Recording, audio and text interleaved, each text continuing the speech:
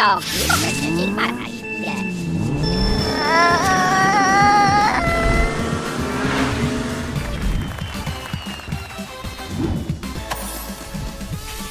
card don't read so good.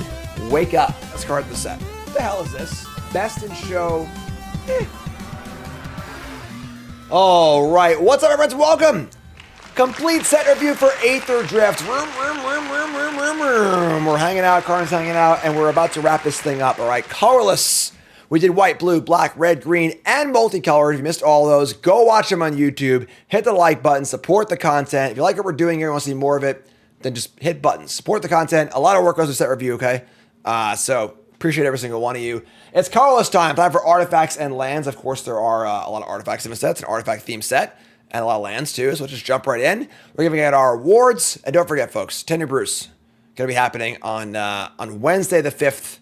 And then we got Bronze Mythic happening on Tuesday the 11th, the release day. And then I leave for the freaking Pro Tour on the 15th. So big fast turnaround here. Let's do this.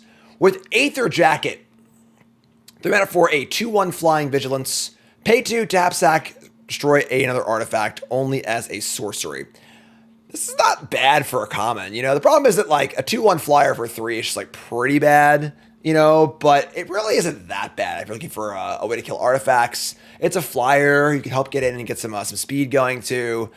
Honestly, I think this card's like kind of fine. I'd imagine you'd want it more in decks that aren't playing a lot of flyers. Like a black, red, like aggro, that kind of thing.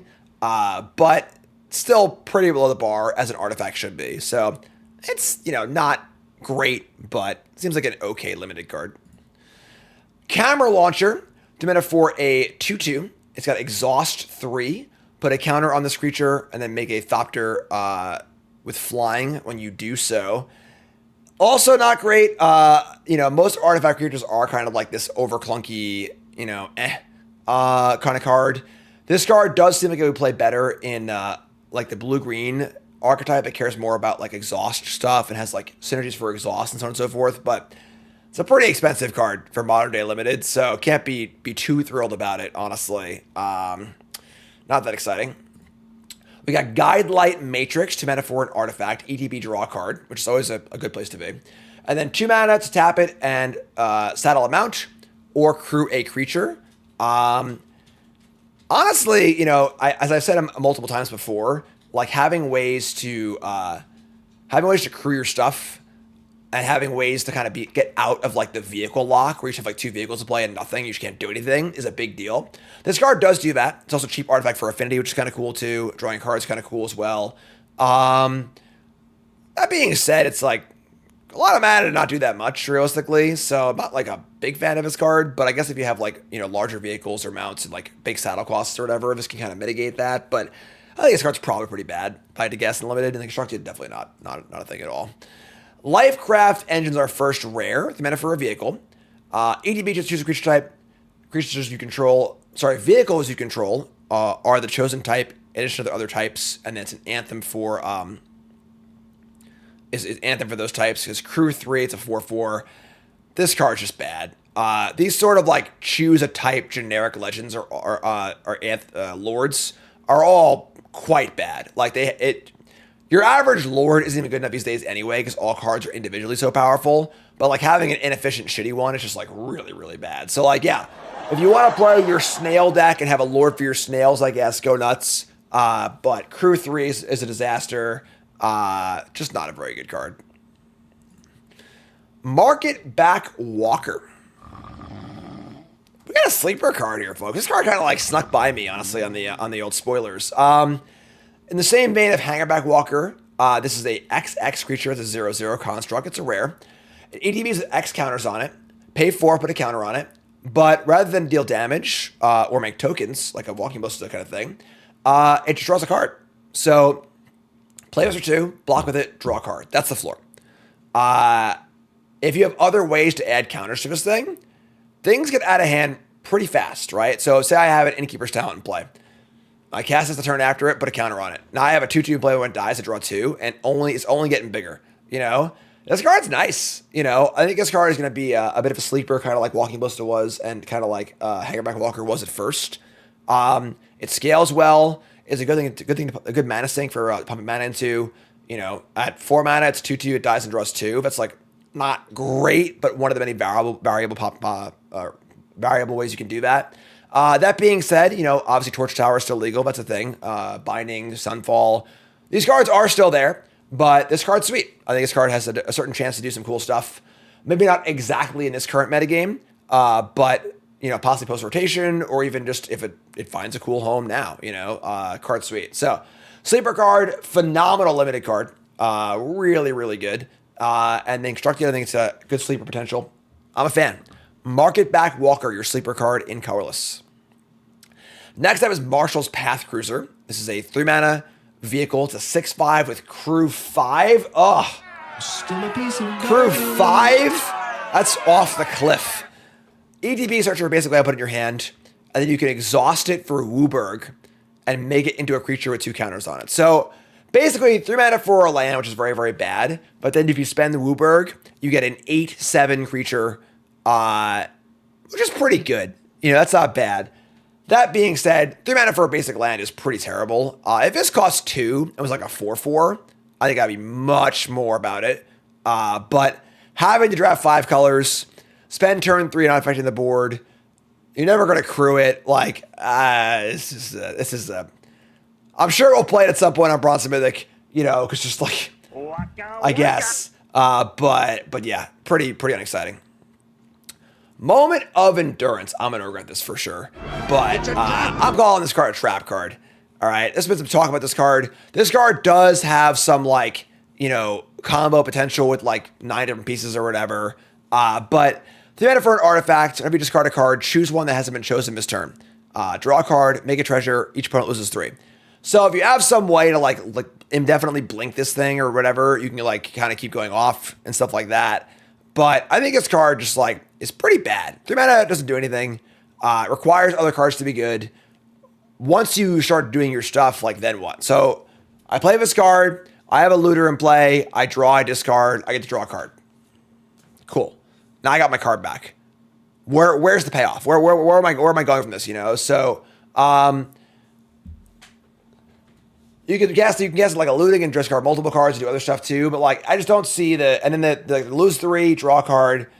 I don't know. I think this card's kind of eh. Maybe I'm wrong. Maybe I'm way off base on this one. I'm missing some sort of combo or something like that too.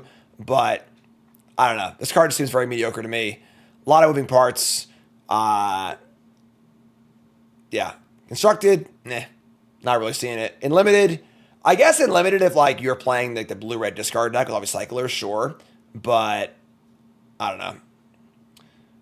It's a good cycling, I guess. That's true. All right. I didn't consider cycling. I was just thinking your regular discards. So now all of your cyclers draw 2 instead of 1.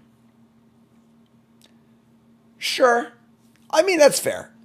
But what deck wants that? What deck is going to play a bunch of cyclers and just then play this card? There isn't any other big, the 3 mana upfront cost is really, really high. That's a lot. 3 mana upfront, do nothing, and constructed is a pretty big deal. And this doesn't really defend you either. It's not like you're if it was instead of losing 3 life, it was deal 3 to a creature, I'm in. Sign me up. But I don't know. We'll see. Maybe it's going to be a good card. I'm having to be wrong here. Card does seem pretty cool, but whatever. Taking my shots. Trap card, Moment of Endurance. Pit Automaton is next. 2 mana for an 0/4 defender. It's got the Omen Hawker ability. Yeah, like that. Tap to add 2 colorless only for activated abilities. And then spend 2 and tap it. When you next activate an exhaust ability, copy it. Choose new targets for the copy. So the problem with this card is that exhaust abilities are already expensive by definition. Having 2 spare mana to copy them is pretty tough. This is mostly just a 2 mana Omen Hawker. That might just be good enough though. If you're playing a lot of exhausty stuff, it's an artifact for affinity and stuff. It's kind of cool. Pretty cool card. Not sure where it goes exactly. Probably not a card for constructed. But it's cool. I like it. Racer Scoreboard, 4 mana for an artifact uncommon. Start your engines. ETB, draw 2, discard 1, and then max speed, your spells cost 1 less. This is another start your engines card where, like, how the hell are you ever getting your opponent to take lost life in this, you know? This is a 4-mana do nothing artifact, basically. Like, what are you doing with this card to actually damage your opponent, you know? So, the effect's pretty powerful, you know, making your spells cost less is cool and all, but 4 mana for a Tormenting Voice is pretty awful. Not very excited. Oh boy, I don't want to talk about this card. Radiant Lotus, I'm not giving it any kind of award. This card seems just really freaking stupid, honestly. Like, it just Crack Clan Ironworks all over again. 6 mana artifact, tap, sack 1 or more artifacts, and you get a Black Lotus worth of mana for each artifact you sacrifice. It's all the same color, but if you just play this, tap it, sack 3 clues, make 9 mana. Well, you sack this thing too, right? Sack the Lotus as well, make it 12 mana, you know? Just a really dumb combo card. If you leave it in play, you can find ways to untap it and just keep going and stuff. Like, this card just seems like... I don't know why you print this card. Either it's Crackland Ironworks or it does nothing, you know? And, like, either of those scenarios are really, really poor. So, like, I think this card is a disaster. I think this card is much more than a commander card. I think this is going to be a big deal in Modern, possibly Pioneer, definitely Legacy and Vintage. Like, this is like a ridiculously powerful Magic card. I would not be surprised if this card is restricted or banned in certain spots. In Standard, probably not, but like maybe, who even knows, honestly, you know? Making 12 mana for 1 turn is a pretty insane place to be. So, yeah, this is a wild one. I'll go on the record right now that I would be very, very surprised if this time next year, this card has not been banned in something. Extremely surprised. Like, I would bet $1,000 right now that this card will be banned in something this time next year. Limited unplayable, obviously. Standard, probably not, but who knows? If this card is broken in Standard, someone's winning the damn Pro Tour, right? For sure. So, there you go. Radiant Lotus. Rover Blades is next. I'm in it for a 2/2 equipment vehicle, adorable. To 2/2, double strike. Equip creature as double strike. Equip 4 and crew for 2. It's pretty bad on both sides of the ball. It's a bad equipment and a bad vehicle. So, not very excited about it, but, you know, whatever. Next up is Scrap Compactor. 1 mana for an artifact. This is like a mixture of the usual bad artifact removal spell. Usually it's one or the other of these. Usually it's 1 mana artifact, 3 bolt, or 1 mana artifact, 6 to destroy. This is both, because those are both terrible. So, play unlimited if you're absolutely desperate for a removal spell, sure. And then it does play well with like the Omen Hawker kind of card we saw earlier, which is kind of cute, but... Skybox Fairy, 5 mana for a 4/4 flying, crew 2, cycling 2. Just a bad card. Big, clunky, dumb vehicles are bad. Simple as that. And cycling does not help. Starting column, 3 mana for an artifact, start your engines. Add a mana of any color, and then max speed, sack this artifact, and draw 2, discard 1. That's great. But again, it's the kind of card where, like, how is a deck playing this card actually damaging their opponent? You know? It feels like a ramp mana rock for your draft deck, but like, you know, so not very high on it. This is mostly just a mana lift for limited. And if that's good enough, and that's good enough. Oh, man. I don't want to try and process what this card is doing here. All right. I'm good. 4 mana for the Aether Spark. This is the legendary artifact planeswalker equipment. 4 loyalty. As long as the Aether Spark is attached to a creature, the Aether Spark can't be attacked and has, whenever equipped creature deals combat damage during your turn, put that many loyalty counters on the Aether Spark. Okay. +1 to attach to a creature you control and put a counter on that creature. -5 to draw 2 cards. -10 to add 10 mana of any one color. So obviously that ultimate is like not that exciting. The 10 mana is cool and all, but like it's not like, you know, draw 7 cards or win the game or whatever. Because this can get a lot of loyalty very fast. You just play it on turn 4 and put it on a creature and attack for 5 or whatever and get 5 loyalty. So that's the thing. This card doesn't really do a lot. It like draws some cards, I guess. So like it's not really like making tokens or like killing things or whatever. There's a lot of work for effectively just like maybe you're drawing some cards or whatever. It's very vulnerable. It's a planeswalker and an artifact and needs to go on a creature. So if your opponent has creature removal, artifact removal, or planeswalker removal, it's kind of eh.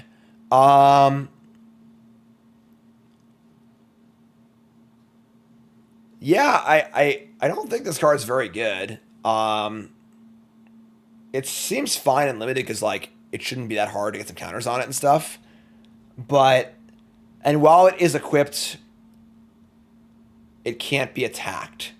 So like that's kind of cool, I guess. It like hides itself on the creature somehow. But I don't know. This is a really, really weird card. There is no, planeswalkers are hard enough to evaluate. Trying to evaluate this card without playing with it is like essentially impossible. So I'm just gonna stop. It's probably fine and limited. Constructed, I doubt it's playable, but I could be horribly wrong here, and I'm gonna move on. Ticket Tortoise. 2 mana for a 3/1 Defender. EDB. If your opponent controls more lands than you, make a treasure. Kind of cool, honestly. You know, a fun little limited card where if you're behind, you get a treasure, and then it blocks okay enough. Probably not really good enough. Again, just the body's so small, but it's cute. It's a cute little card. Card you board them a draw, you know, right? So you just play it, and then play a land. So big time player draw card, but does crew pretty well too. It's fun. Walk at Sarcophagus is a 2 mana 2/1. Start your engines. Max speed, it's a 3/3. Filler, 2-drop, but again, it's having ways to start your engine on turn 2 is a pretty big deal, so that's fun. Wreck Remover is a 4 mana 3/4. ETB, exile card with graveyard gain 1 life, and it's cycling. I mean, just your standard generic graveyard hate cards for limited. Mostly a sideboard limited card, nothing great. And now we move on to our lands. There's a lot of things happening in these lands. All right, so there are a number of lands which have the start your engine mechanic. They tap for colorless, and they do a thing. All of these lands are better than they look, I think, because having start your engines on a land is so powerful, because the hardest part about start your engines is to get it started. As I said a few times already. Nope, no sneeze. Hold on. As I said a few times already, once your engines are started, it has synergy with everything you already want to do with Magic, is damage your opponent.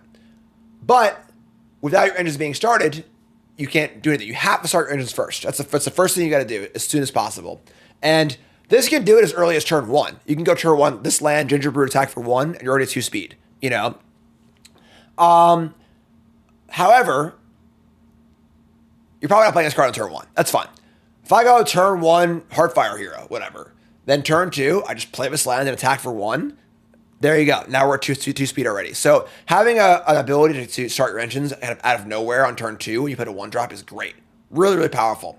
So want to look at all these lands like from that perspective. And I think Gingerbread is currently legal right now. So that's kind of cool too. But so this one is start your engines, tap for colorless, max speed, tap, give a creature haste. That's fine. I think it's not overwhelmingly powerful. It's pretty good. Cool against Sunfall. But, you know, okay. There's also the issue of, like, there are a few of these, and, like, you can't play more than a few of them, so obviously the best one's going to be better. So that one's fine. Next up is the common version, which is the Avishkar Raceway. This is the same idea. Land, start your engines, colorless. This is max speed, 3 to rummage. Good and limited, because I think getting speed limited is pretty easy. And then looting is also a huge deal in limited as far as flooding goes. So this one seems very good and limited to me. It's actually, I'm sorry, it's the Bombin Common. There you go. So that's pretty cool. And yeah, big deal. I don't want like 4 in my deck, but I think the first copy of this card's gonna be pretty good in your deck. And if you're aggressive and you're doing the thing, this will pay you off in the mid game, which is kind of cool. So Bombin Common for the Raceway. I don't think it's playable constructed. Then we come to the really interesting one here in Muruganda Raceway. How do y'all like an Ancient Tomb? So same idea, colorless land, taps for colorless, start your engines. If you have max speed, it taps for 2 colorless. Lands that tap for 2 colorless are not to be trifled with. That is a very, very powerful effect. Now, important to note that you need to actually get there. You know, like if you don't get there, it's a colorless land. But the opportunity cost on a colorless land is still pretty good. You know, like if you're playing a monocolored deck, cool. How good is this card? I'm not sure, honestly. You need to have a deck that's aggressive. You need to have a deck that can deal damage early and often. And then you need to also have a payoff for this extra mana, right? You know, whether it's an equipment or a creature land or whatever. But the more creature lands you play, the more of these you play, the more colorless lands you have, the worse your mana base is. So there's a lot of moving parts here. The payoff is great, but can it get there? Also great multiples too, right? Like if we play a few of these and like get our engines going, you can have a lot of mana pretty fast. Deserts also get the speed going as well, which is kind of cool. Burn spells as well. I don't know. I'm not sure. There's a lot of power here. I'm not prepared to go on the record either way with this card. It could be trash. It could be really, really good. I'm really not sure. But the power potential is there for sure.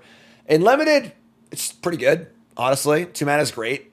There's expensive cards in the format, obviously, and then it should be that hard to max out. So we'll see. Cool stuff. But yeah. Less exciting is Night Market. Good mana fixing land. EDB choose a color. Can cycle also. Best version of his card we've seen. Pretty good. It's good fixing.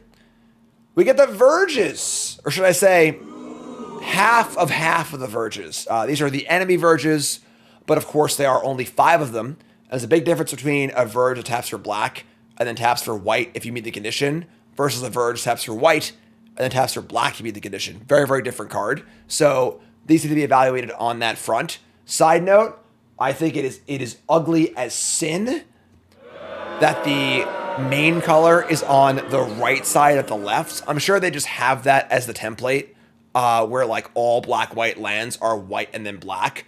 They should have broken from that for sure for these. Not having the first color is just an abomination, I think. Whatever. So taps are black and then makes white if you control his play. So it's basically a swamp with major upsides. If you're a heavy black or mono black, this is good. If you're heavy white, this land is not really going to work well for you. This also work best in 2-color decks or in decks playing a lot of scry lands. So again, this is a black-centric black-white duel.